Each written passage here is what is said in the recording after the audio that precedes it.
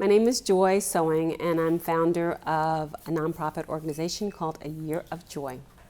The fact that we are able to touch children's lives and bring smiles to their faces means the world to me. It makes me feel like everything that we do and all the hard work is making a difference in children's lives here in Houston. My father always told me if I could help somebody, help somebody. So that's part of why I have Year of Joy. It's part of my life and in everything that I do. So I see it kind of overlapping in every way. Well, it's kind of cool.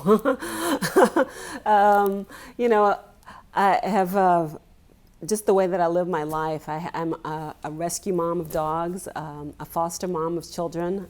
I have this organization that I help children. So I think it